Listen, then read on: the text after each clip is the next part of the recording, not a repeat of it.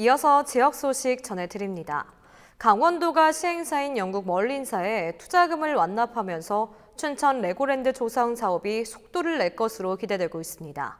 하지만 춘천 레고랜드 범시민대책위가 최문순 도지사 등을 특혜와 배임 등의 혐의로 고발해 논란은 계속될 전망입니다. 한지영 기자의 보도입니다.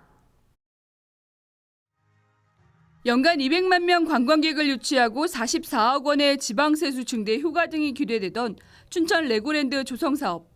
사업 초기부터 매장 문화재 출도와 뇌물수수 사건 등의 악재가 겹치면서 수년간 제자리 걸음만 해왔습니다. 올해 시행사인 영국 멀린사가 직접 투자 개발에 나서고 강원도도 최근 600억 원을 추가로 보내 투자금 800억 원을 모두 납부하면서 사업에 탄력이 붙기 시작했습니다. 손해배상 소송이 불거졌던 시공사 변경 논란도 450억 원 규모의 기반시설 공사 발주 등을 약속하며 합의를 끌어냈습니다.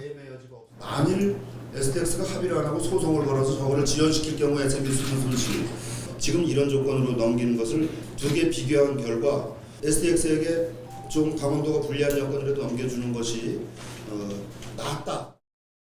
하지만 레고랜드 중단 촉구 범시민대책위는 여전히 의혹을 제기하며 제동을 걸었습니다. 대책위는 13일 도청 앞에서 기자회견을 열고 무리한 투자금 납부의 피해는 고스란히 도민의 부담으로 돌아올 것이라고 주장했습니다. 그러면서 최문순 지사와 정만호 경제부지사, 전홍진 전 글로벌투자통상국장 등을 레고랜드 사업 관련 배임과 직권남용 등의 혐의로 검찰에 고발했습니다. 도민의 우려에 대한 해명도 없이 600억 원의 도민 열세가 지급되었다. STX와 합의한 내용은 명백한 특혜이자 지방기업법 위반을 모의한 범죄의 혐의가 있다. 강원도정에 대한 검찰 수사만이 불통과 예산 낭비의 폭주를 멈출 것이다. 대책위는 강원도 의회를 향해서도 쓴소리를 날렸습니다. 집행부가 2천억 원에 이르는 혈세를 무리하게 집행하는 동안 도의회는 제대로 된 검증조차 하지 못했다며 감시 견제의 역할을 통해 도민의 신뢰를 회복하라고 촉구했습니다. 8년 동안 표류해온 춘천 레고랜드 코리아 조성 사업. 계속되는 우여곡절을 딛고 오는 2021년 개장을 위한 정상 궤도에 진입할 수 있을지 주목됩니다. 헬로티비 뉴스 한지영입니다. 12일 화천군 화천읍에서 양구로 향하는 460번 지방도 해상터널 인근에서 산사태가 발생해 차량 통행이 전면 통제됐습니다. 화천군은 지난 12일 밤 9시 20분쯤 화천읍 동촌리산 11-6번지 인근 460번 지방도에서 토사 4,500여 톤이 흘러내려 긴급 복구 작업을 벌이고 있고 작업은 2-3일 정도 소요될 것이라고 밝혔습니다. 사고 장소가 차량 통행량이 적고 민가가 없어 다행히 인명피해는 없었지만 현재 차량은 우회 조치하고 있다고 경찰은 설명했습니다. 이날 화천에는 50mm에 가까운 기습 폭우가 내렸습니다. 13일 오후 2시 30분쯤 속초시 장사동 간이해수욕장에서 물놀이를 하다 너울성 파도에 떠밀려간 20대 남성이 해경에 의해 구조됐습니다. 속초해양경찰서는 몸에 안전장비를 착용하지 않은 물놀이객이 해변에서 점점 멀어지고 있다는 신고를 접수받고 같은 날 오후 2시 25분쯤 현장에 도착해 안전하게 구조를 완료했다고 밝혔습니다. 구조된 남성은 두통을 호소해 인근 병원으로 옮겨졌지만 다행히 생명에는 지장이 없는 것으로 알려졌습니다. 해경은 물놀이 시 구명조끼를 반드시 착용하고 너울성 파도에 유의할 것을 당부했습니다. 황교안 자유한국당 대표가 13일 강원 산불 피해 주민들을 찾아 추가 지원을 약속했습니다. 황 대표는 고성군 토성면 행정복지센터에서 고성과 속초 산불 피해 비상대책위원회를 만나 이번에 확보한 산불 관련 추경안에 대해 설명하고 지원 확대를 위한 법안을 추진하겠다고 밝혔습니다. 385억 원을 증액시켰고 이 예산은 대부분 피해 주민들이 직접 지원받으실 수 있도록 입법이 필요한 부분은 당 차원에서.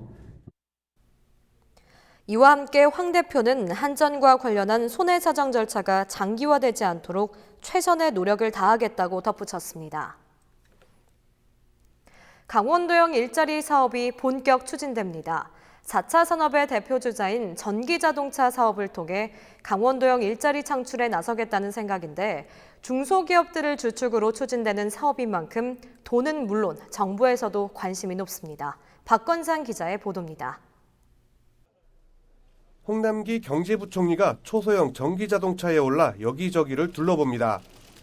이 차량은 중소기업들이 모여 제작한 차량으로 본격 출시를 앞두고 있습니다. 강원도는 전기자동차 생산을 위해 횡성군 우천산업단지에 전기자동차 생산 클러스터를 조성하고 본격적인 일자리 창출에 나선다는 계획입니다. 이를 위해 횡성에서는 13일 강원형 일자리 상생 협약식이 개최됐습니다. 이번 사업은 중소기업들이 원청과 하청 관계가 아니라 조합 형태로 전기차를 생산하는 방식으로 기존 대기업 위주의 자동차 시장에도 큰 변화가 예상되고 있습니다. 지금 이제 대부분의 대기업 위주로 자동차가 만들어지고 대기업에 납품하는 시스템으로 되어 있지 않습니까? 그런 개념이 아니라 부품 납품하는 회사의 권리나 만드는 회사나 지분을 가지고 같은 개념에서 차를 단지 우리는 이제 개발하고 생산한다는 개념이지.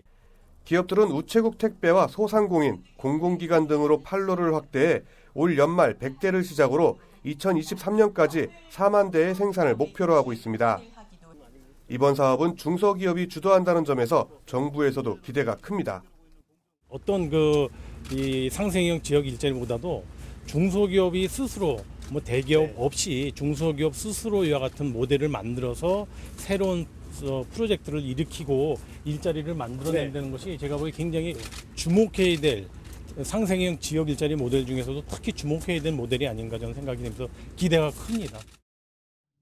강원도는 횡성 우천산업단지를 이모빌리티 규제자유 특구로 지정하고 테스트 인프라 구축과 R&D 지원 확대, 현장 중심의 인력 양성을 꾀한다는 방침입니다.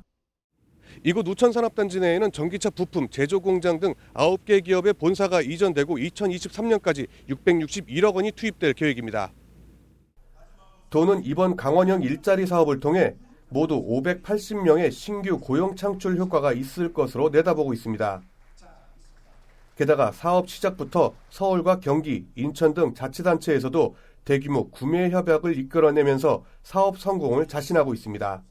여러분들의 정성을 모아서 이 사업을 반드시 성공시키고 내년에 차 나올 때 대통령님 모시고 다시 한번 행사를 갖도록 하겠습니다. 중소기업 주도로 시도되는 강원형 일자리 창출 사업을 통해 강원도는 고용 창출과 함께 전기자동차 생산의 메카로 발돋움할 수 있을 것으로 기대하고 있습니다. 헬로티비 뉴스 박건상입니다. 이어서 날씨입니다. 수요일 우리도 저녁 대체로 흐리겠고 내륙은 오후 한때 곳곳으로 5에서 40mm 정도의 소나기가 내리겠습니다. 비는 오지만 영서 지역의 폭염은 계속되겠습니다. 목요일부터 제10호 태풍 크로사의 직접적인 영향을 받으며 기온이 점차 떨어지겠습니다. 수요일 아침 기온 전날과 비슷하며 아침에도 덥고 습하겠습니다. 춘천과 강릉 25도, 속초와 원주 24도가 예상됩니다. 한낮 기온 영서 지역은 폭염경보가 내려지며 무척 덥겠습니다. 춘천과 원주 35도, 홍천은 36도가 되겠고 태풍의 간접 영향을 받는 영동 지역은 상대적으로 선선하겠습니다. 현재 제10호 태풍 크로사는 일본 가고시마 남동쪽 해상 부근을 지나고 있습니다. 수요일 늦은 밤쯤 일본을 상륙한 뒤 동해상으로 빠져나갈 것으로 예상하고 있습니다. 따라서 영서 지역은 광복절인 목요일부터 비가 내리겠습니다. 영동 지역도 목요일부터 비가 시작돼 토요일까지 길게 이어지겠습니다. 다만 태풍은 이동 경로에 있어서 변동성이 있기 때문에 예보를 자주 확인해 주시기 바랍니다. 우리 지역 바다 날씨입니다. 동해 북부 해상을 제외한 동해 전해상 비가 오겠고 먼 바다를 중심으로 파도의 높이가 다소 높게 일겠습니다. 이상으로 헬로티비 뉴스를 마칩니다. 헬로티비 뉴스는 지영민과 함께합니다. 시청해주신 여러분 고맙습니다.